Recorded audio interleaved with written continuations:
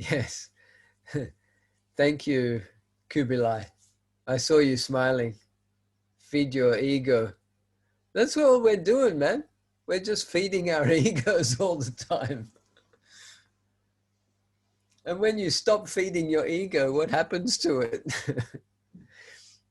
Yeah, new pizza company. I thought it was a cheese company, but I'm not sure. Feed your ego. Yeah. Um, if you stop feeding your ego, what happens?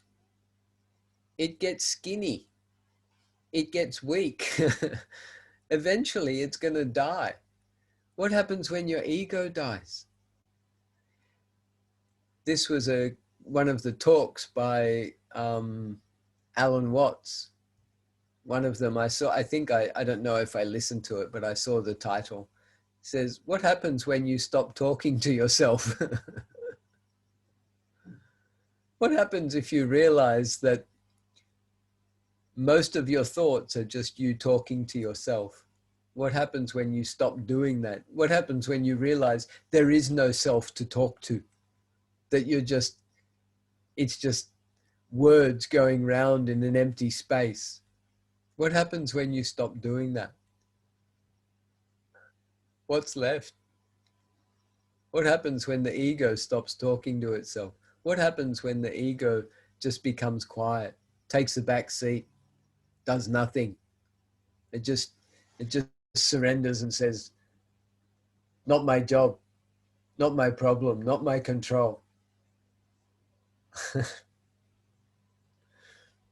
I think many of my Turkish friends will recognize this symbol. This is when the Sufis, when the dervishes, when they enter into the sema, the hall for their practice, when they walk into the sema area, they do this and bow their head. And what it means is cut off your ego, cut off your head. It's the surrendering of the ego. You know, in many cultures, they bow down. In many Asian cultures, the bowing down. What is this bowing down business? Bowing down to Buddha, bowing down to Shiva, Krishna, Vishnu, whoever, whatever, bowing down to things and people and ideas. It's humility. It's lowering the ego. It's surrendering the ego. It's putting yourself lower than something greater. What is the greater thing? Maybe it's a great teacher. Maybe it's just the Buddha or the teachings of the Buddha or the Veda teachings. In some cultures also, you even bow down to your parents, your grandparents. You surrender to them. Almost you are saying, sorry, forgive me, thank you, I love you, I surrender. So, so humble, surrendering the ego. I like in Turkish when you call someone by their name. You know, if somebody says to me, Jeff, I could say, Efendim. Efendim. What is Efendim? Efendim means, you are my master. Isn't it right? Efendim. Yes, master. Basically, it's saying, I am your servant. I am your humble servant. What can I do for you? You called my name. What can I do for you? How can I serve you? Very interesting. Thank you, Visakha. Peace is left, she said. Any other chat comments? Any other messages you'd like to share? If you feel confident to speak and keep your point, short and sweet. Feel free to unmute yourself. And actually, I am the host now. So it seems I am in charge of muting and unmuting. Okay. So,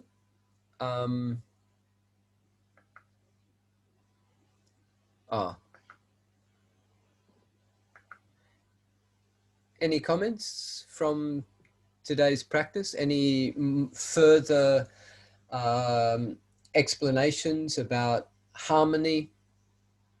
Actually, I then, before we started the meditation, I spoke about family harmony.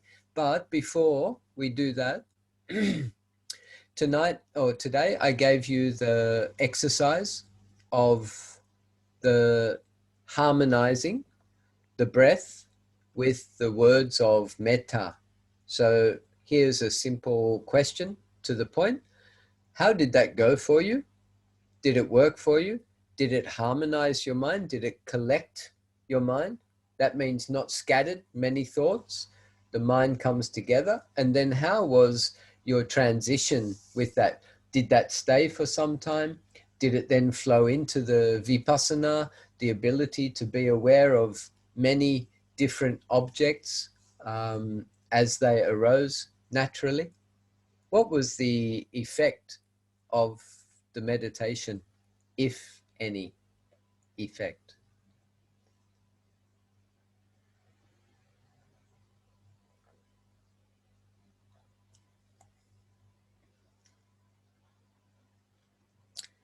Oh, you're all very shy.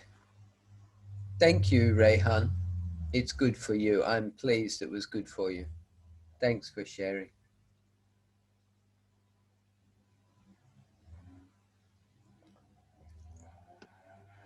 Jeff, Mustafa.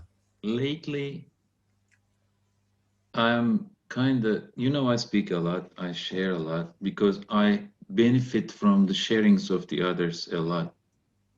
But lately, it's kind of something in me says, listen, I don't want to talk that much. But here there are many friends, and today, may I speak about my meditation right now? Do we have time? Yeah, sure. Just keep it to a point. It's great. In my meditations lately, like movies, like therapy sessions, they take me somewhere. I cleaned a lot. I mean, too much burdens, Jeff.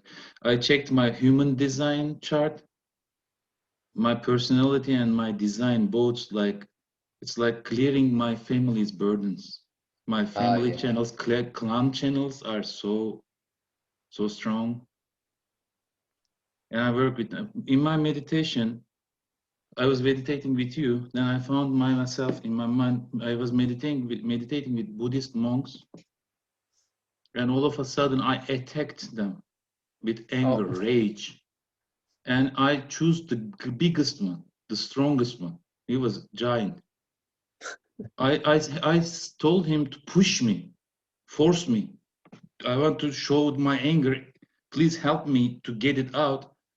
Then I, all of a sudden, I hugged him and I said, love me. Then I saw my mother and father. My mother beat me too much when I was a child. This is, as I understood, this is the way how I understand the love and the violence is love. I mean, as I, in my understanding. But the point, I push people in my life. I push too much. right. Then when they get angry, I believe that's how I understood the love. I push them to get angry. And then I feel, I think now they love me. And I understood. I saw one more thing today. I love like this, even a child, Jeff, like Ah, yeah, I'm beating. right, Not this, Jeff. I do right. this. Yeah. And my meta is, I don't know how to say in English, but seviliyorum. I'm I'm been loving. I've loved. I don't know how to say in English. And I'm safe. These two words what I needed today. It showed me, my meditation showed me this. Beautiful. People loves me. Oh, They yes. don't they don't do this. Not needed, not necessary. Yeah, yeah. That's what I found today, Jeff. Thank you very much for sharing, Mustafa. Always appreciate your honesty. And I know it's great for us to speak it out and to share it. Thanks. Um, Yana said that she had to go. I think she's already gone. Thank you, Yana. Um, yeah. Um, as many of you know, I've met many of you in person, and I am somebody who loves to hug everyone. In fact, I started hugging people when I went to Turkey. So it's a beautiful habit that I've picked up from all my beautiful Turkish friends. Um, of course, not just hugging, but kissing on the cheeks, etc. So um, when I notice people who are shy or people who are not able to love very well. They're not able to release their love. They're not able to show their love. So, as you said, Mustafa, um, they will hug you and they pat you on the back, almost like you might do it to a small child, or a child might do it, or something like that. It's not sincere. It's there's a lack of commitment. So, to really touch, and even as you indicated, to even caress a little bit, just to show that person that you really are actually feeling them and that you're happy to be there. It's not sexual. It doesn't mean anything like, I want to love you for the rest of my life. I want to marry you and have your children and all this sort of stuff. It doesn't mean that. But there's this ability to embrace and to it's when I feel really loving hugs from people, I know then that they are loving themselves. Although, having said that, some people they will hug me very tightly. But then I also realized that there's some kind of fear there. There's some kind of almost an anxiety about love there, or something like they don't want to let go. They they have that experience and they want to keep it so tightly. So sometimes it is quite that's not an indication of self-love. So it's really interesting, the psychology of hugging, the psychology of intimacy, especially when you talk about intimacy with people in the world that you're interacting with. So I have this beautiful experience that when I'm doing talks, seminars, teachings, retreats, etc., that I'm hugging with mindfulness. And people often say, "Oh, I love your hugs." And the reason is partly because I become quite neutral. I become quite, not empty, but I become mindful of the experience. I'm fully present in the experience. And so what they may feel is the absence of the ego. But perhaps what they're feeling is then also that harmony. Did you know when two people put their bodies together, and many of you who have a partner, had a partner in the past, you will find that when two human bodies come together, after about 2 or 3 breaths, their breathing starts to synchronize. And we did this with our mother. Of course, when we were in the womb, we weren't breathing, but we were feeling the breath of the mother, the heartbeat of the mother. So then, and of course, once we were born, we would have breathing harmony with our mother, even with our father, with those people that we have close contact with. So it's very beautiful. And many of you who have a partner, had a partner in the past, you would have noticed that when you lay together, that the breathing naturally goes into a harmony by itself, breathing harmony. So hugging is also a feeling of harmony and a way almost to read the other person, to, because you have that harmony with that person, you have that intimacy, that connection, then you can really feel a lot about that person. So it's quite a beautiful practice. To I love to work. I love to work this way. I For many years I've been wanting to do workshops on hugging, and I never I never started it. I never got around to it. But maybe now after this COVID crap, perhaps it's a good time to help people to reconnect and to trust each other again, and to build some harmony, not only within a small circle, but when people break down their barriers and can unconditionally hug a stranger, then that is the manifestation, a physical manifestation of metta. We don't need to do that. You can have a breakdown of your barriers in your mind. You don't need to do physical hugging, but it's another way. And as different cultures, so I have some like Asian friends in here, they don't tend to hug people that they don't know. For example, I can give a talk, or people can turn up even for a talk or a session. I could meet them for the first time and I don't shake their hand, I just hug them, or they hug me, and such things as that. It's really a beautiful experience.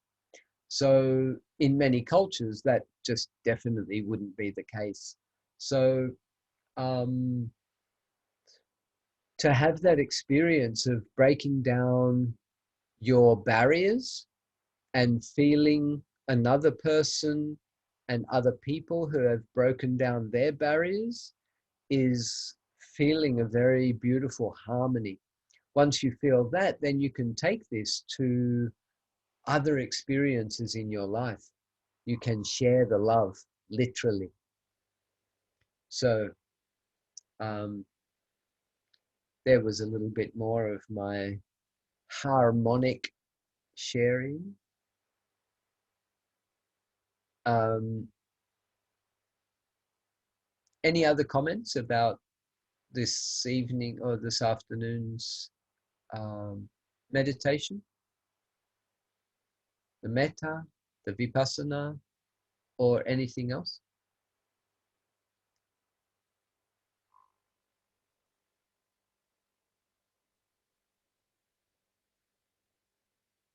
Very quiet today, everybody.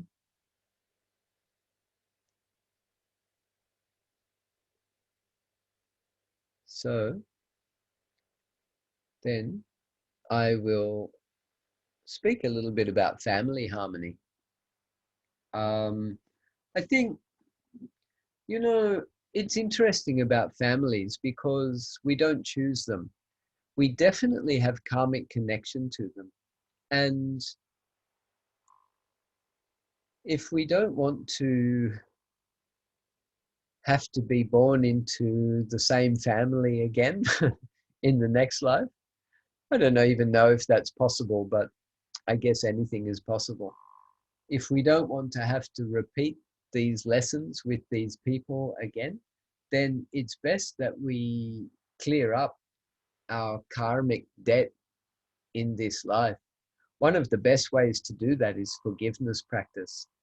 And in fact, um, the the friends on the chat earlier on WhatsApp group, our website, Freestyle Vipassana website chat group friends, they said to read something from the forgiveness book, my book on forgiveness, which, by the way, is a free download from the website, not forgiveness, Freestyle Vipassana. They suggested to read some more from that. And in fact, actually, I'll let you know, coming up, it's quite a way from now. It's about 6 weeks away. But on the 2nd to the 4th of April, I will be doing a forgiveness retreat in Malaysia. Well, it's based on Malaysia time. So there will be 3 sessions per day for 3 days. It won't be purely forgiveness all the time. I'll be introducing the 3 main steps of forgiveness, but of course it will be interspersed with mindfulness practice and also metta practice. I feel that these 3 are very perfect harmony. The forgiveness, the vipassana, which is mindfulness and insight, which is the wisdom, and then the metta as well. These 3 harmonize very, very beautifully. So that will be from the 2nd to the 4th of April, just to let you know. So forgiveness, working on your heart with regard to your past,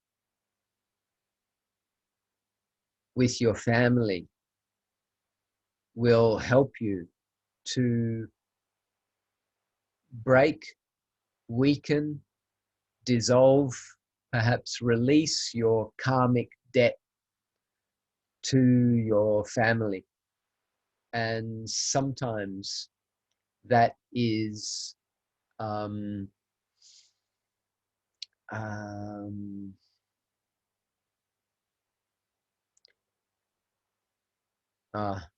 sorry, I just read Jacques' post and I can't remember what I was going to say. Yes, Jacques, it is possible to attend online, but it will be in Malaysian time, not in Central European time. So it could be a little tricky. There may be some sessions in the middle of the night. In fact, there will be, because one of the sessions is at 8 o'clock in Malaysia, which is 11 o'clock. Oh no, that's early for you. Oh no, it's the early morning one that you wouldn't attend. It would be too early for you. Anyway, we'll work that out later. So the forgiveness practice can help us to clear our karmic debt to our family. Yeah. So Visakha has said, Jeff, it's Lunar Chinese New Year, 2nd day, and one of my daughter's friend found her mum dead in the house when she went to visit. So at tea ceremony to me today, she said to me, thanks for being here and for me, and burst into tears. Yeah. Yeah.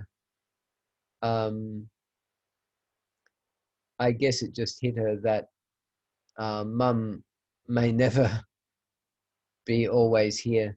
Absolutely. My practice today is quite unsettling. Yeah, of course, Visakha. And when we have an experience like that, we shouldn't expect to be settled. Um, don't expect there to be peace in the mind. The mind has been ruffled and shaken and unsettled.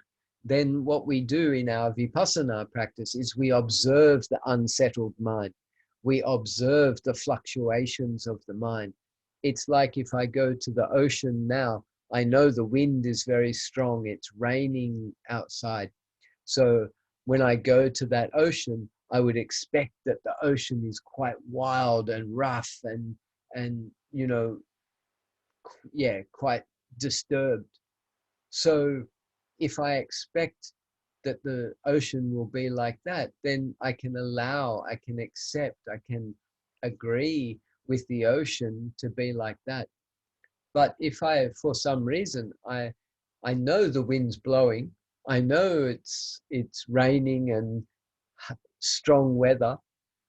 If I go to the beach expecting that the ocean is going to be perfectly calm, like a still lake on a crystal clear sunny day, it's unrealistic. So we go with what we've got, and we work with the experience that we have. So when you're unsettled, just be unsettled. Allow yourself to be unsettled. Even ask yourself, what is this unsettled feeling that I have now? Am I unsettling myself? Is that person unsettling me? Are the concepts in my head unsettling me? What is it that is, and what does unsettling mean? Can you find a synonym for unsettling? What does unsettling mean? So that's a beautiful thing. Thank you, Patrick. Nice to see you today. And also, yes, sadhu, sadhu, sadhu. Thanks for dropping in. So, yeah. Oh, Leslie Go also had to say goodbye. It's funny that I read out that somebody's already left, but I feel that I should read it out anyway, even though they're not here. So, um, go with the flow, Visakha. And we can't expect to be in harmony when the mind is full of concepts and full of perhaps distressing news, troubling news, um, yeah, full of concepts, full of worry. Yeah, so that's okay. Just be kind to yourself, be gentle with yourself, go with the flow. Anybody else have something to share today? Ah, yes. I think I finished talking about harmony in the family, Rayhan, because I was speaking about practicing forgiveness, and not only forgiveness with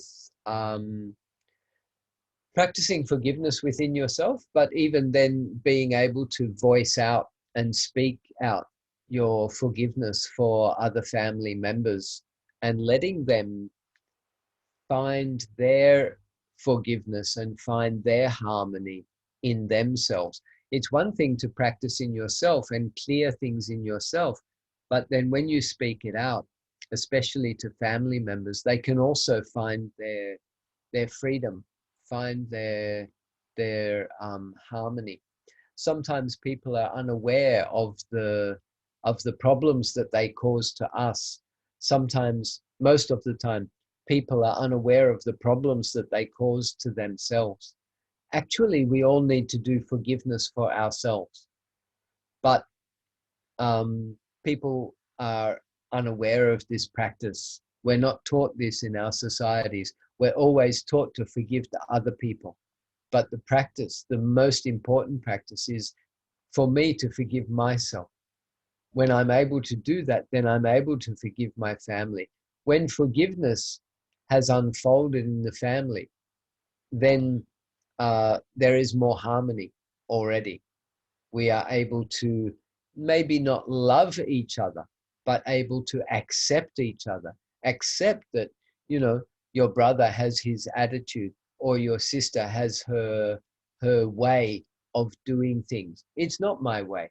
She has her way. Let her have her way. In the past, she didn't like my way. I didn't like her way. So we were fighting. But now that I'm older, I understand more, I'm wiser, I accept myself, I know I'm different, then I accept myself, I accept my sister's way. I am different, she is different. I have my way, she has her way.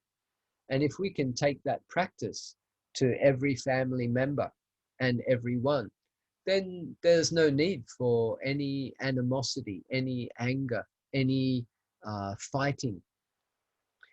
Better to walk away and to just be quiet than to fight. But nobody needs me to tell them that. That is quite common knowledge.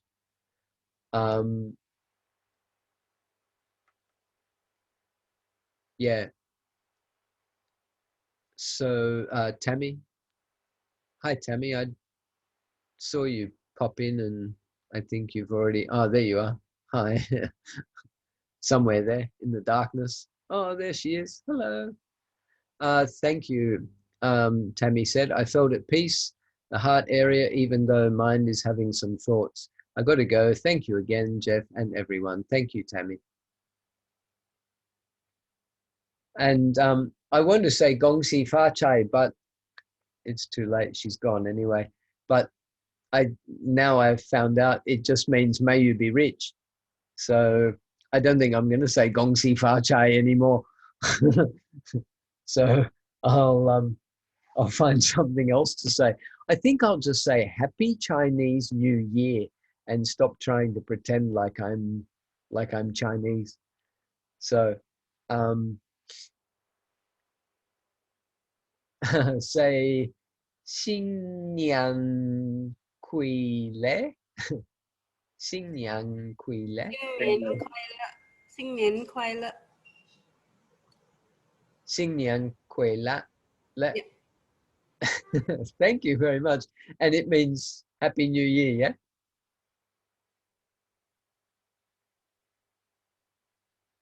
Okay, thanks, Samantha. Okay.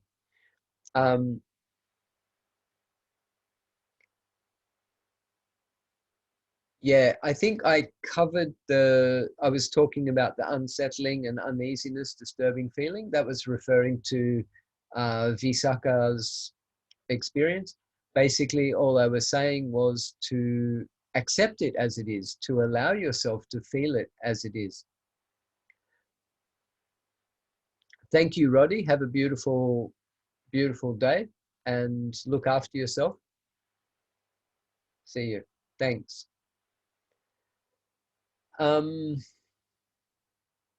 Most people want to get rid of those feelings, the unsettling, the uneasiness, the disturbed feelings. We try to fight with them, change them, get rid of them. But that doesn't help. That just creates more tension, more anxiety. Now we've created struggle. All right, I feel unsettled. I feel anxious, or sorry, uneasy. I feel disturbed. But then if I try to stop that, I try to make it go away, then I've just created another conflict in my mind. I've created another discord, disharmony in the mind. What if I say, okay, I feel unsettled. And then what I said was, investigate unsettled. What's another word for unsettled? So you've already written a couple there, uneasiness or disturbed. But by asking what it is and how do I feel about it. See, this is another thing. If I feel unsettled, okay, I know I'm unsettled, but how do I feel about being unsettled? Am I angry that I'm unsettled? Am I worried that I am unsettled? Am I unsettled about being unsettled? Am I happy to be unsettled? Am I neutral about being unsettled? Can I accept it? Am I rejecting it? How am I reacting to being unsettled? Most people try to stop it, get rid of it, change it, or they think they shouldn't be having it. But this doesn't help. Again, like I said, you're not creating harmony in the mind, you're creating more disharmony. So even to say to yourself, oh, I'm unsettled. Let me feel unsettled. What does it feel like? Let me feel it in my heart. Let me feel it in my body. Let me investigate it. What is making the unsettled feeling? We blame it on a person or a situation out there. Actually, it's my own thoughts that's creating this unsettled feeling. And if you have a friend with a problem, as Visakha does, then you constantly reminding and remembering that person. And so you're constantly feeling that feeling over and over again. So the thought is bringing the feeling. And then we don't like the thought, we don't like the feeling, so we try to fight with it. It doesn't help. Perhaps we can turn that energy, the energy of the thought and the energy of the feeling, into a love feeling. How can we change this into metta? How can we change this into harmony? How can we use this experience to help us to understand the nature of our own mind? So many things, so many ways that we can work with that experience. So we're approaching 3 hours of Zoom. Any final comments or anything you'd like to say?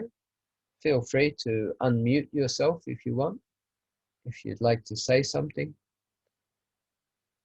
I'm happy to do that. Nice to see so many people still here after almost 3 hours.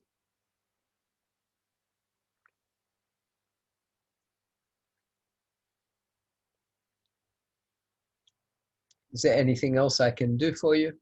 Any question you might have?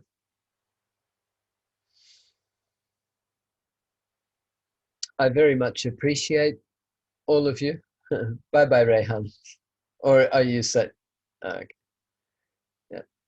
So, Mustafa, thanks to all. See you next week. Thanks, brother.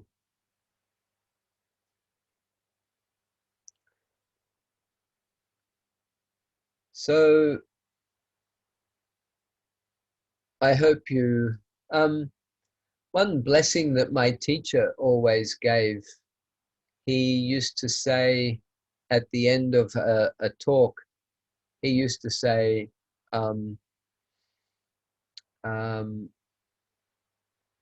may you continue your practice and realize nibbana, or realize enlightenment, and may all beings live in peace and harmony. So that was one of my teachers' blessings. May you realize the Dhamma, that is the teaching, the truth, and live in peace and harmony with all living beings. May you realize the Dhamma, the truth, and live in peace and harmony with all living beings. May you realize the Dhamma and live in peace and harmony with all living beings. Sadhu, sadhu, sadhu. So, always nice to end on a blessing. Maha sadhu for the blessings, says Sweet Aunt. Kubi says, thank you very much, brother. Thanks, brother. So good to see you here today. Glad you took time to come and join us. I appreciate you.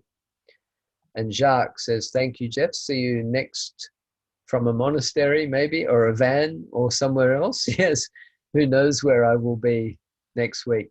Who knows, maybe it will become summer again. and I can do an outside Zoom somewhere. That would be nice. Although it is 11 o'clock at night, so no, I don't think I'll be doing an outside Zoom. Yeah. Yep, anything can happen, Jacques. Sevincim, teşekkür ederim. See you next week.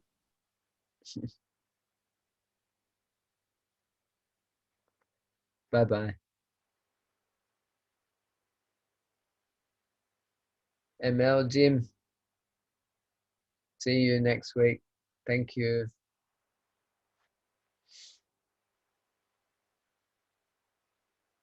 Bye, Hanka. Take care. See you. So I let you all go. May you all live in peace and harmony. May you flow off into the world and spread your love with everyone. Thank you, Visakha. Nice to see you. Thanks for your input. Thanks for your patience. Thanks, Jessica. Happy Chinese New Year. Xin Yang Kuai Le. It's going to take a little bit of practice, that one. Thanks a lot. See you, friends. Take care. Nice to see you today. Thanks for coming.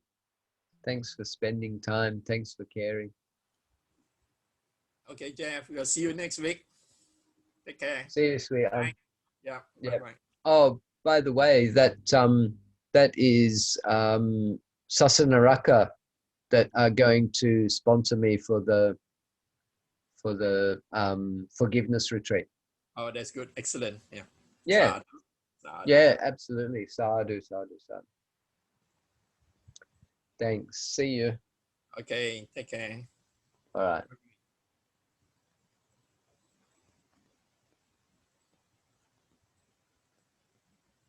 Anybody else here? Or are we just names on screens?